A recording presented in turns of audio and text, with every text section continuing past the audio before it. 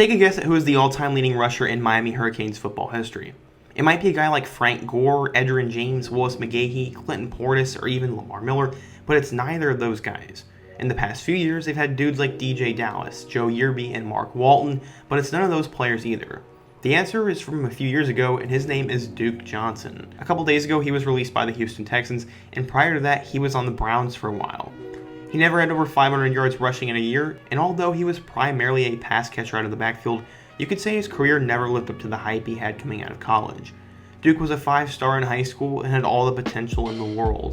Today, I want to talk about the entire career of Duke Johnson, how he became such a big-time player at Miami, and what has ultimately gone wrong for him in the NFL. But first, be sure to give the video a like if you want to support the channel, subscribe if you're new and love college football, suggest what player I should do next, and turn on post notifications so you never miss when I upload.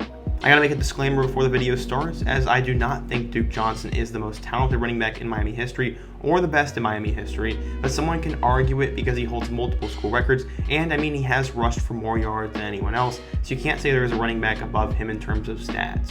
But that's up to your interpretation, and if not, let me know who you think is the best running back to ever play for Miami. Now let's get started and talk about what happened to Duke Johnson. I really liked Duke Johnson when he was at Miami, and I always wanted him to be a big-time player in the NFL, so I'm pumped to tell his football story today. He grew up in Miami, and his mom nicknamed him Duke from a young age, and he was always an athlete as well. He loved football and dreamed of playing for the Hurricanes apparently when he was young, and he became a big-time player at the beginning of high school, and by the time he was a sophomore, he was already ready to commit to the Canes. He chose Miami and became a superstar for the rest of his high school career. He loved the game and the idea of Miami and had this to say, quote, "I just love the support I get from the fans. That just makes me want to go there and take University of Miami back to where a lot about his character and his play was just as good." Aside from Miami, Johnson held offers from Louisville, Florida, Texas, and West Virginia, but he wanted Miami the whole time and never really even considered another school. The Miami fan base had high expectations for Duke, but he was used to it. He said, quote, "From when I first started playing optimist football, my teams have depended on me. Same thing in high school. I don't really let expectations dictate what I do. I'll go out there and do what I've done my whole life, work hard, and help the team by any means." He was of course a big name, and according to 24/7 Sports, he was a 5-star recruit, the number 3 running back, and the 20th best player in the class of 2012. Going into the 2012 season, the Hurricanes were under former Temple head coach Al Golden, who was known for wearing his suit and tie on the sidelines. They had Stephen Morris as the quarterback, and Duke's only real competition at running back would be Mike James. Philip Dorsett was the main wide receiver, and the Canes were going to have a pretty good offense. His season started out spectacular as he rushed for 135 yards and 2 touchdowns on only 7 carries. He had 3 more touchdowns against Bethune-Cookman, and then he had a midseason struggle. He would finish his freshman year on a high note though, as he went for 100 yards against Virginia Tech, 150 yards against Virginia, and 176 yards and 3 scores against Duke. Miami, on the other hand, lost to all 3 ranked teams they played and ended up finishing at 7-5, but they could not be in a bowl game due to the sanctions.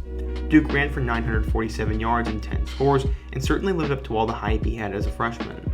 As a sophomore, he had a terrific start, as through 8 games he had rushed for 920 yards on only 145 carries with 6 scores.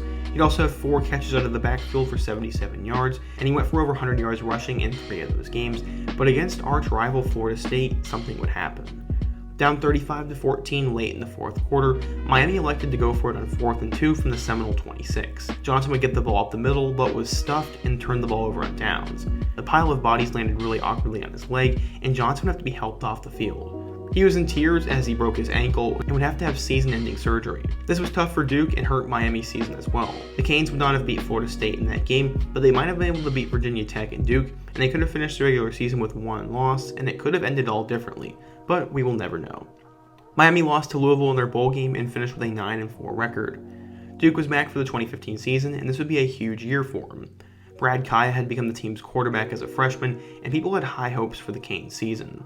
He went close to 100 yards in his first 4 games, but they lost to both Louisville and Nebraska to start the year.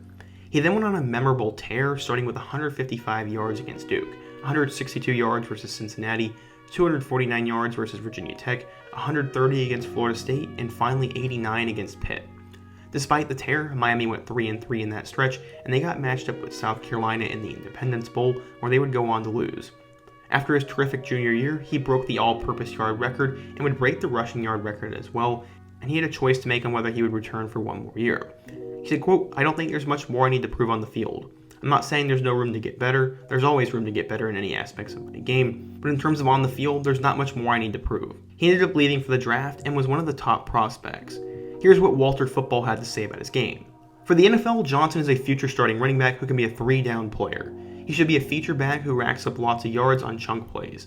Not only is Johnson explosive, he is very elusive with superb cutting ability, balance, and vision to slash his way through the defense. Johnson is tough for his size and can pick up some yards after contact, but he isn't a real power back. Johnson would fit really well on an NFL team that is led by a passing offense. He is an excellent receiver with generally reliable hands and good route running. Johnson is natural in the open field and is a mismatch weapon against linebackers or safeties in man coverage. Like all college running backs, Johnson will have to improve his pass blocking, but he has all the potential to get it done. Those were some high words, and he was potentially seen as a late first-round pick, but people were worried about his size, his frame, and his durability. He ended up falling on draft night to the 3rd round, where he was drafted by the Cleveland Browns with the 77th overall pick, and this was not the ideal place for him at all. As a rookie, he was not spectacular, as he only averaged 3.6 yards per carry on 104 attempts. What he did provide, though, was a receiving option out of the backfield. He had 61 catches and scored 2 touchdowns while totaling 534 yards.